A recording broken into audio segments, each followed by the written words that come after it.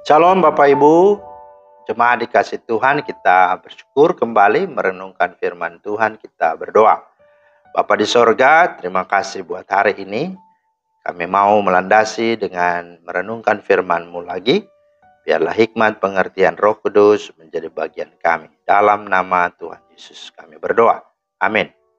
Bapak Ibu, firman Tuhan kita terambil di dalam Roma 8 ayat 31 dan 32.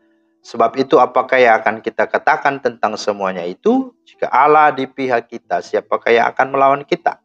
Ia yang tidak menyayangkan anaknya sendiri, tetapi yang menyerahkannya bagi kita semua, bagaimana mungkin ia tidak mengaruniakan segala sesuatu kepada kita bersama-sama dengan Dia? Itulah firman Tuhan yang menjadi dasar renungan kita pada hari ini. Tema kita hari ini adalah jaminan kemenangan. Bapak Ibu Saudara, segala berkat rohani yang sangat luar biasa disampaikan Paulus mulai sejak pasal 5 sampai 8 dirangkum Paulus dalam sebuah kalimat pendek. Dikatakan di ayat 31, jika Allah di pihak kita, siapakah lawan kita? Terjemahan yang lebih hurufiah adalah jika Allah adalah untuk kita. Bukan hanya di pihak kita, melainkan untuk kita. Ini merupakan ungkapan yang begitu luar biasa. Jika ini yang terjadi, orang-orang Kristen bisa merasa aman. Tidak ada yang dapat melawan kita. Bukan berarti tidak ada perlawanan. Namun tidak akan ada yang menang di dalam perlawanan tersebut. Dapat diserang tetapi tidak dapat dikalahkan. Nah, pertanyaannya, apakah bukti bahwa Allah adalah untuk kita atau di pihak kita? Di ayat 32a Paulus mengatakan, ia yang tidak menyayangkan anaknya sendiri tetapi yang menyerahkannya bagi kita semua. Dalam teks Yunani dari bagian awal ayat ini lebih memperlihatkan penekanan yang bahkan anaknya sendiri. Ia tidak sayangkan tetapi ia menyerahkannya bagi kita. Dengan kata lain, Paulus hendak sampaikan jika yang paling berharga yaitu anaknya sudah diserahkan untuk keselamatan kita, maka segala sesuatu yang lain juga akan dikaruniakan kepada kita bersama-sama dengan Dia. Itu ada di ayat 32b. Nah, Bapak Ibu Saudara, Paulus meyakinkan kepada kita bahwa keselamatan di dalam Kristus Yesus tidak bersifat spekulatif. Tidak ada moga-moga, atau jika sesuai harapan, atau jika Allah berkenan. Semua hal buruk tidak akan menggagalkannya. Hal ini disampaikan Paulus melalui serangkaian pertanyaan retorik. Yang pertama, siapakah yang akan menggugat orang-orang pilihan Allah? Atau siapakah yang akan menghukum mereka?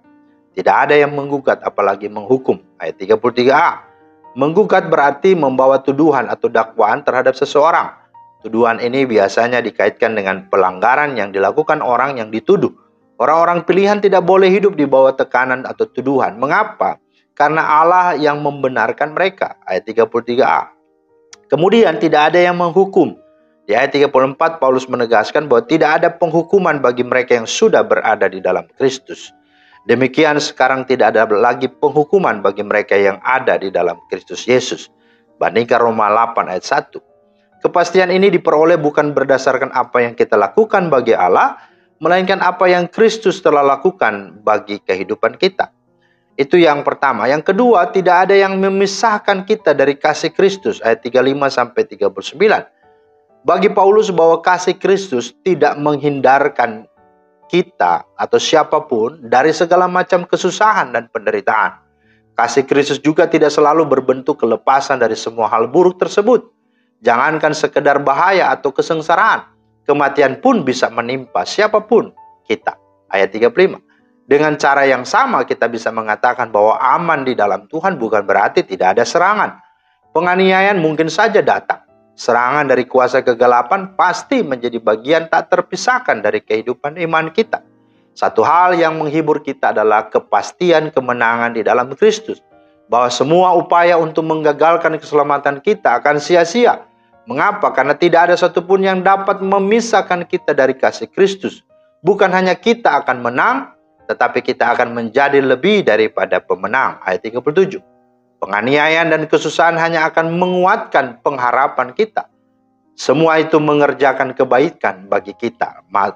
Roma 8 ayat 28. Bahkan ketika kematian datang, hal itu justru merupakan pintu masuk kepada kebahagiaan dan kemuliaan yang lebih besar. Roma 8 17 sampai 18. Kematian bukanlah kekalahan, melainkan permulaan kemenangan yang lebih besar. Sungguh tidak ada sesuatu apapun, bahkan tidak ada sesuatu orang pun yang sanggup memisahkan kita dari kasih Kristus. Biarlah itu dipegang, dipahami, diyakini, dihidupi.